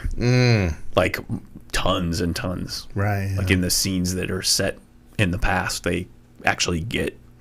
They get it right. Back in the day when they actually got the real automobiles restored and put them in the movie. So, you know, it's funny. It's an offshoot, and I'm such a quirky dude. Is whenever I think of the Godfather's movies, afterwards I almost like, okay, The Freshman. Oh yeah. You know, the little homage. You know, isn't that Marlon Brando? Yep, Matthew Broderick. Matthew Broderick. And Bruno Kirby. Who was in Godfather Part 2, by the way. Great Bruno. I love Bruno. You like that rug? Take it home to your wife. Yeah. Yeah, he don't mind. But the Freshman, right? Where he's walking around with a Komodo dragon. Yeah. And, Who else is in that, too? Sure. What is her name? Anyway, it'll come to me 3 a.m. But I love the movie The Freshman. You know, he walks in that little I haven't seen that in years. Social club, and there's a picture of Mussolini on the wall. You know, and he looks there and he sees Brando sitting there, and it's literally the character looking like, holy crap, that's Marlon Brando. You know, that's the Godfather. Hey, come over here. What's your name? Where are you from? And, you know, I'm from Vermont. You always like, you know, when you're up there in Massachusetts, Vermont, the whole subplay during the whole thing, he's always stating the wrong state from the kid. What's life like for you in Nebraska? Vermont. You know, I love that movie, The Freshman. Big fan. I haven't seen that in so long. Yeah. Number 4, Talia Shire was the one who came up with the idea that Kay would have had an abortion. Oh. There you go. Interesting, yeah. How about Johnny Fontaine? Johnny Fontaine, yes. Can anyone say Frank Sinatra? Yeah. Yeah. That guy actually, the guy who plays him, I read a thing about him, too. He was like an entertainer guy. Like, that was his gig, Johnny Fontaine. Number 5, Marlon Brando had more impressive... okay. He had impressive cojones. Yes. They did a lot of pranks on the set. And this is about... Basically, this is about... So, James Caan, young, feisty... Jimmy Caan. And Marlon Brando would go at it, and they'd BA each other. Yeah, they'd just do all these crazy stuff. Yeah. Antics on the set. And so he'd always try to razzle Brando with like, oh, I'm gonna moon him or whatever. Right. So that's what that was about. Jimmy Caan. Yeah, there's a lot of... I read some stories about some of the people and what they did with their lives after The Godfather, and it was interesting. So there's that. We have got to... This is very important. Jason. Very important event in Portland, Oregon. Excellent. Yes. Oh my gosh, and there's naked people right there. Because it's a World Naked Bike Ride, announces 2017 date in Portland. The world famous... Naked Bike Ride. World Naked Bike Ride. Right. I like how the Oregonian blurred the picture a bit. That works. This is the black bar. Censored. No, it's just kind of blurred. Red ready or not, here it comes. The World Naked Bike Ride will be back on Portland streets this summer, taking over an unannounced area in the city on June 24th, 2017. Coming to Oak Grove. I don't think so. Attendance for the mass ride peaked at 10,100 riders in 2015. Wow. Falling to 8,735 last year. Yeah. So World Naked Bike Ride, June 24th. I know a young lady who'd done that a couple of years. Me too. Actually, we both do. Yeah. Yeah. I was going to one time. No, were you really? Yeah. Wow. And then I decided, well, okay, so here's the thing. If you're going to do something naked, you want to go with friends. Yeah. Or not, I don't know. I mean, it's just kind of weird to go by yourself, So right. So I've talked, it's like, oh yeah, I rode in the World Naked Bike. Well, I'd go with you. If you wanted to do it again, maybe not. Okay, well, let me know. And I knew a reporter from the Oregonian when it was first coming up. Yeah. And he wrote an article about it. And so this is an old, he's gone from the Oregonian now. Great guy, though. Wrote a wonderful guy. And so he wrote like one of the first big articles in the Oregonian about it when it was like, we have this, what are these naked people on bikes? Yeah. And so he participated in it. Talk about method acting. Well, and I asked him, I said, so here's all the problems I have with being a guy and sitting on a bike. And he said, he basically said, a guy sitting on a bike. Yeah. Here's my problem. And he said, I wore my skivvies. So there you go. So I was like, oh. And then I was like, oh, you could do that? He's like, it's optional. It's, you know. It's like you can wear your skivvies or whatever. It's like, okay, well, that makes a little more sense. Yeah. So, so anyway. So, yeah. But it became a big thing. It's world famous, just like rioting in the streets. Yeah. How about Naked Gardening Day? Naked Gardening Day. Here's my problem with the World Naked Bike Ride right now, though. Okay. And because I checked it out, and now it's kind of it was cool because look, people get naked, celebration of all that. Yeah. That's awesome. But it's in the last couple of years because of its popularity, and people are cool riding in it. Then you've got the World Naked Bike Ride in conjunction with the pervy middle-aged dudes on the corner with cameras. Right. You know what I mean? Right. And it kind of like it's got steals a little bit of the thunder. Yeah, and so it's kind of like I get. Yeah. You do the world like, oh my God, there's naked people. I'm gonna snap a picture and put it on my Instagram or something, right? Right. I get that. Yeah. But what I've seen in the last year or two is like I've seen pictures like let me bring out my professional cameras. It's like come on. And there's nothing you can do. I mean, it's a public event. Right. Yeah. But it's like just it is like there is a kind of a pervy. Sure. And I don't know that you can do anything about that, but very voyeuristic people are, Yeah, just go watch. But I mean, it's like dudes are out. I get lining the streets like a rose parade. Well, wanting to take cool journalistic pictures of it. Yeah. But then it's like. Then you got some weird dude in his 50s with a camcorder. That's exactly. Exactly. Yeah. So that's kind of. Yeah. Anyway. Yeah. So there you go. In sports news, this was breaking here in the last day, and I know you know, and we'll have maybe even more sports. Brendan Roy. Yes, B-Roy. Of the former Trailblazers. Now, he's a coach now, I believe. He was shot in California. In the leg. What I hear is he's doing okay. Yeah. Here he is right Shielding his kids. What was something about a family gathering or something, and then there was something. He's up in Seattle, and I've heard that he's back in Seattle. So I think he's doing okay. He said he got shot in the leg. He's Garfield High School.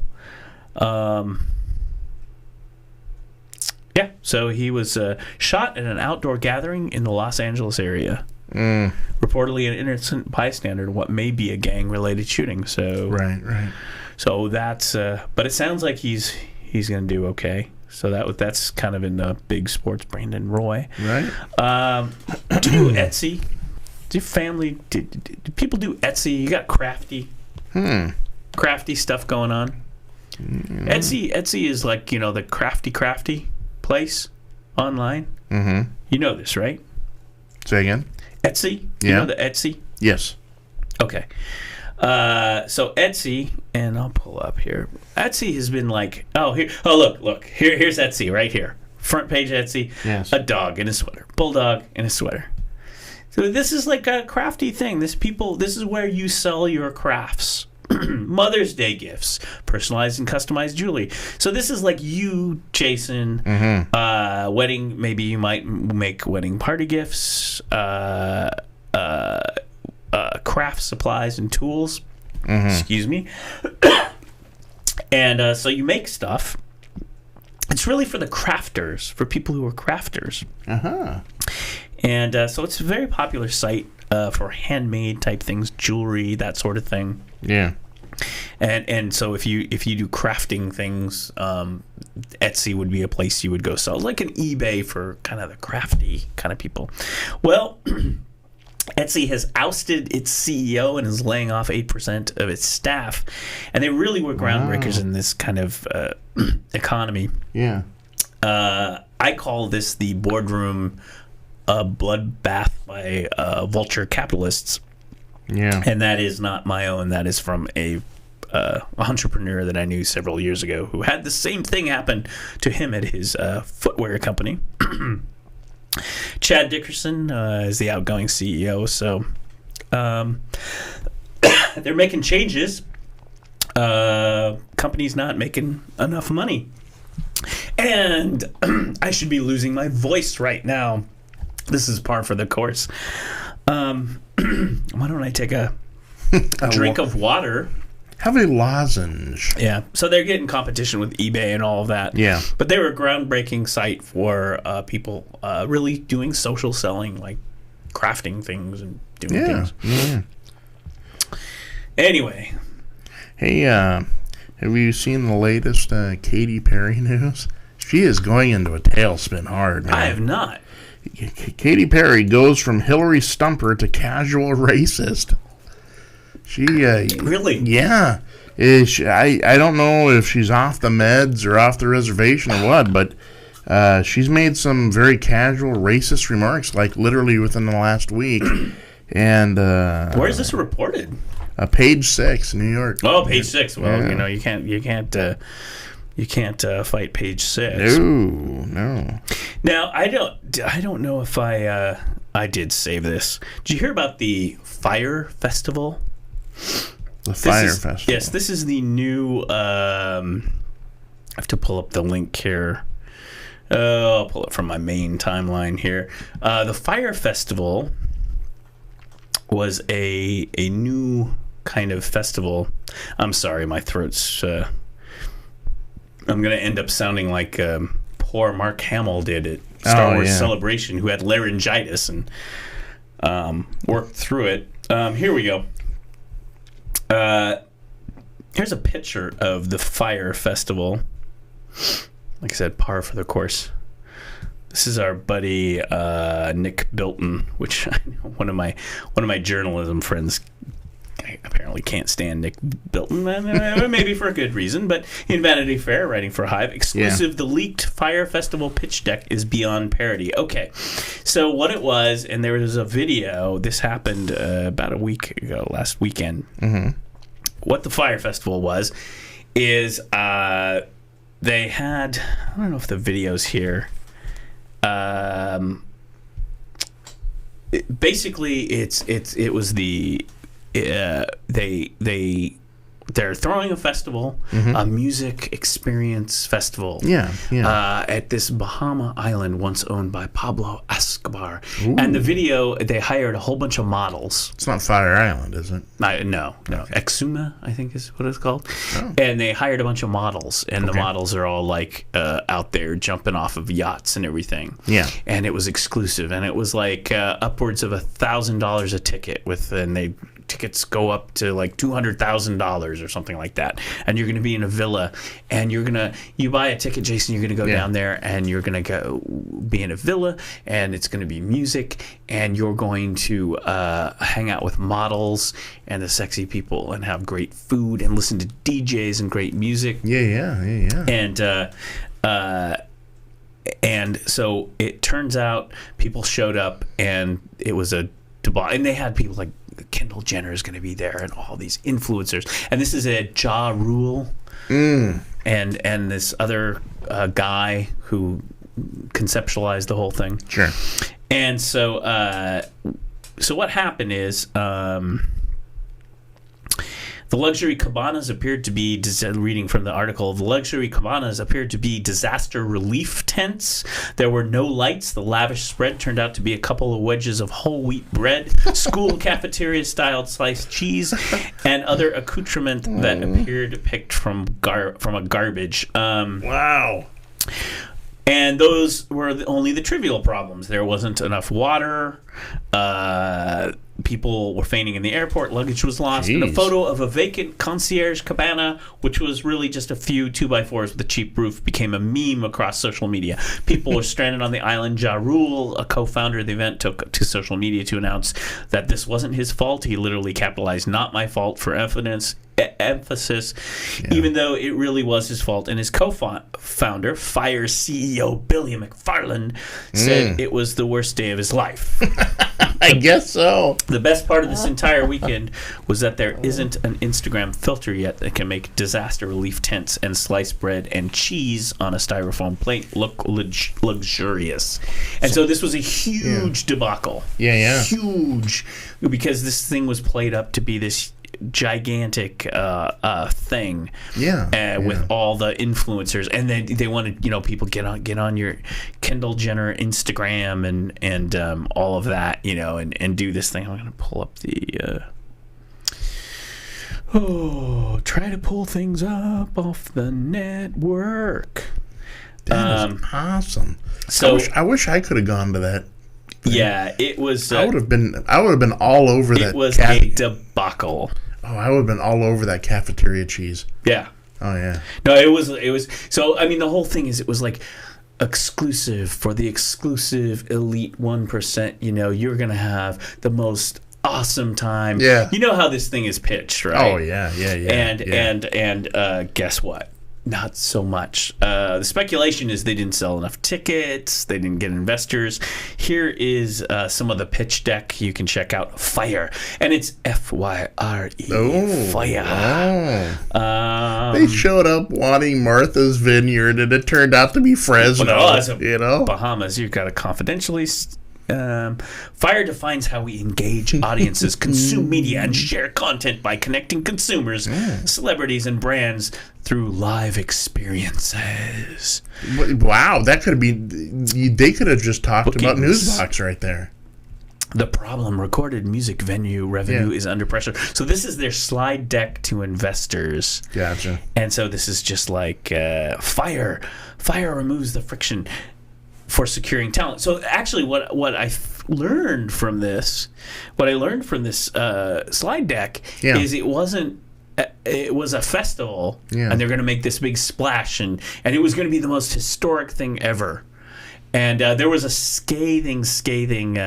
One of the organizers that was hired did a New York, I think it was a New York Post piece about her experiences. Yeah. And it was scathing. And her last sentence was, "And these idiots didn't even get me to sign an NDA." So here I am writing about it in a newspaper. It was horrible. It was like, these guys don't know what they're doing. They're idiots. That was essentially TLDR. Right.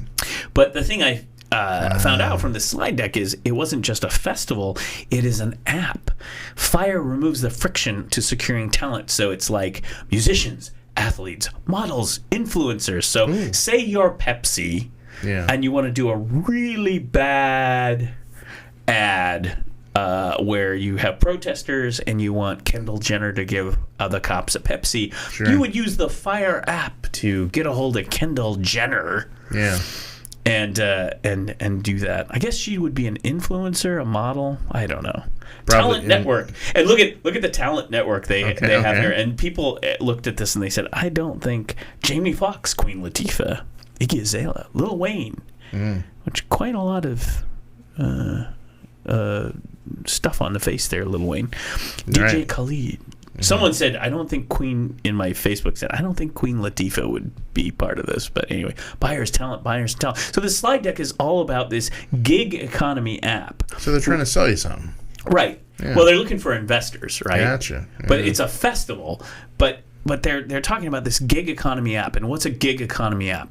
Well, gig economy is Uber. Yeah. Postmates. Yeah. It's like, I want to get someone at the lowest price to go bring me food to my house because I'm too lazy to get off my butt and go out in the world and procure the food myself. Right. Yeah. Okay?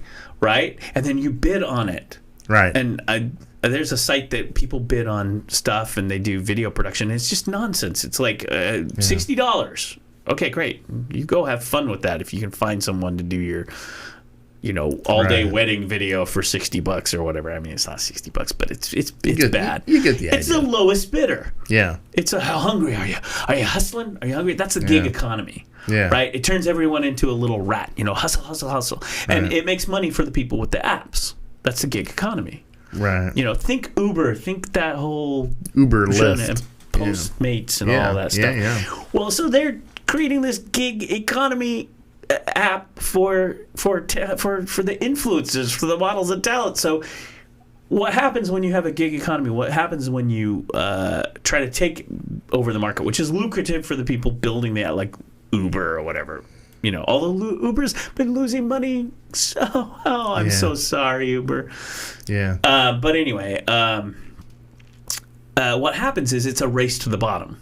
Yeah. So I'm looking at this buyers and talent. So this is all to get like people like, will Jason Allen put on his Instagram the Pepsi that he's drinking or the whatever pizza or whatever, because he's an influencer and he's got whatever. He's an influencer, whatever. I'll do it for cafeteria cheese. Yeah, see, gig economy. Racing to the bottom. You're racing to the bottom, Jason. Listen, if it's a race, the race is over. I'm already there, man. But I like the idea of taking these elite talent influencers and racing them down to the bottom. So I'm down with this. I'm like, I want Kendall Jenner to bid with Lil Wayne. It's like, no, but Lil Wayne came in cheaper. Can you drop your price down there? Right. Hey, maybe we could use that Fire app to get us like a second intern. Maybe we got Lil Wayne as an intern. He's doing it actually for $5 and a pack of smokes. This is great. I'm okay with that. I'm okay. Let's gig the influencers economy. The 1% of the jet setters that now have to compete like rats, like the rest of us, for getting a gig. Hey, Queen Latifah, can you get me a toothpick, please? Thank you. I like her. She's smart. She is. But these other people, these influencer idiots, whatever. The Kendall Jenners of the world. So I like that idea of racing that to the bottom. But I like it. I like having to bid it out, baby. Scratch for your influence. Right. So it's turning into like B, C, and D level guys. Yeah, that's exactly bidding on showing up at a supermarket opening or something like that. That's exactly right. That's exactly what they're trying to build here. I'm gonna throw it out there right now. I will do it for cafeteria cheese. Yeah. I'll do it. You want me to show up at your bar mitzvah? You want me to show up at your family reunion? You want me to show up at your office Christmas party? I'll do it. Give me some salmon log or whatever, and I'm there, man. I mean, these are people who have like, how many followers do you have on your Instagram and your, that kind of nonsense, right? Yeah. Which D-listers where they go, your social media footprint, right? I bought a whole bunch of followers. bought them, like went offshore and bought them, and then I'm repurposing other people's original content. Right. I'm stealing content, and I bought the influencers. What a scam. What a scam. Right. So anyway, so that was the Fire.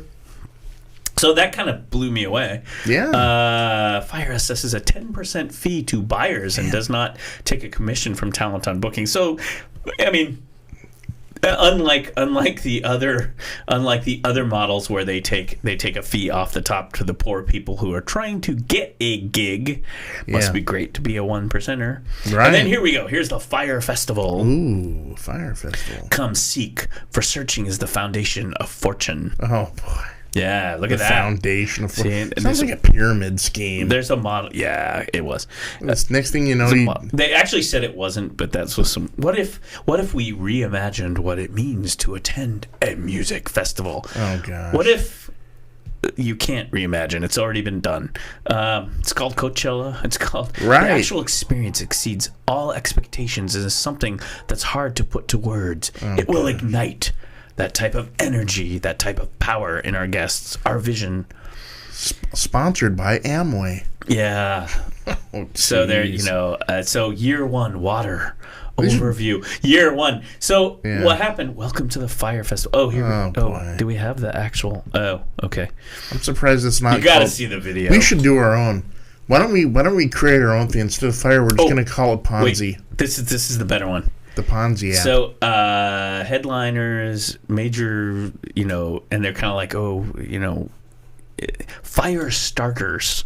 Fire starters. Gosh. To ignite the Fire Festival, we compiled 400 of the most influential personalities globally to launch a coordinated influencer marketing campaign. Oh, wow. These ambassadors stand as part and representative of the Fire Tribe. Yeah. Who's the first one on the list? Kendall Jenner, 72.5 million followers, 6.3 million likes.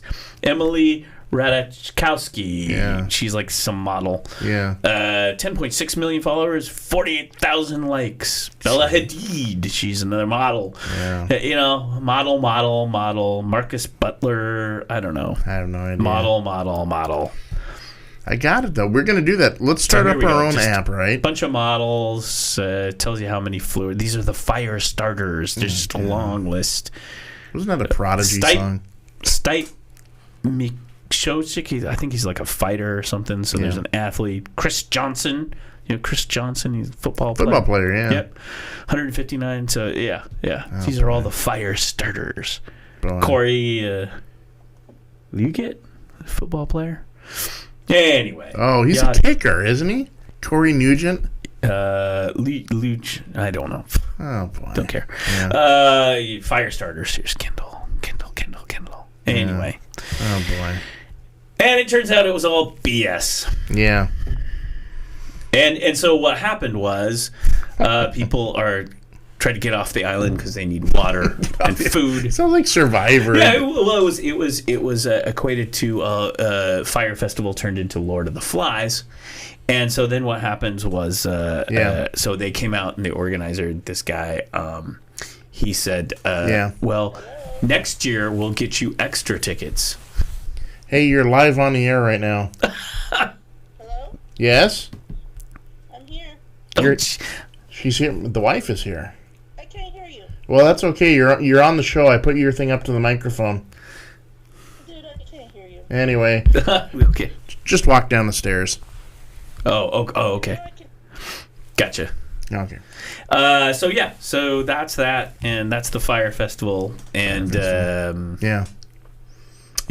it was a big debacle. The quote from the gal who worked the festival, basically was that they pointed out all the problems, that they didn't have all the logistics, they didn't have anything fixed or working, and so the one guy said on the conference call, "Let's just do it and be legends, man."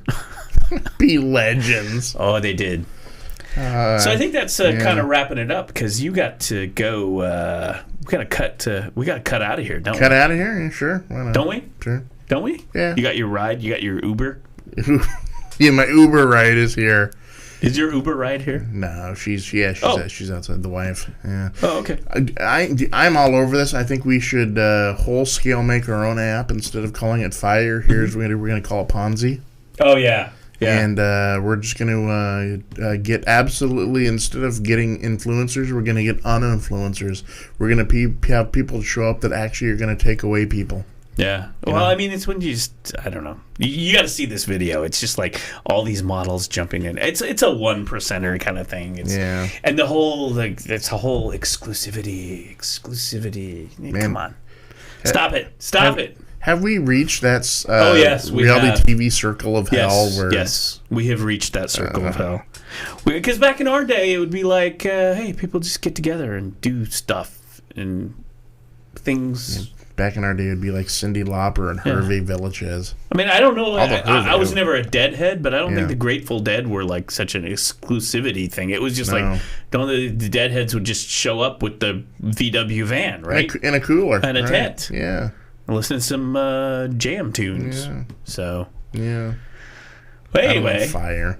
FYRE. We got so many more stories backed up, and we're going to have, we got a lot of stuff planned. We do. Including sports and stuff. We got a lot of stuff planned on Friday. No kidding.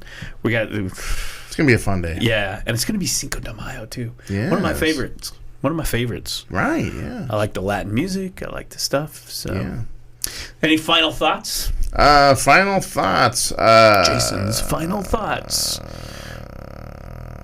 You can have Jason's final thoughts as an influencer. Sure. For a slab of American cheese. Sure. That's my final thought. If you would like me to show up to your public event, offer me cheese or any sort of food type items, and chances are I can show up. Heck, you think I'm good? I'll bring the Buddha with me. Oh, gosh. And when the Buddha shows up, magic happens then. Yeah. Okay. So, happy Wednesday, everyone. We'll see you again on Friday. Cinco de Mayo Friday. Yes. That's going to be fun. Okay, stay safe out there. Don't sign up for any crazy festivals. Fire.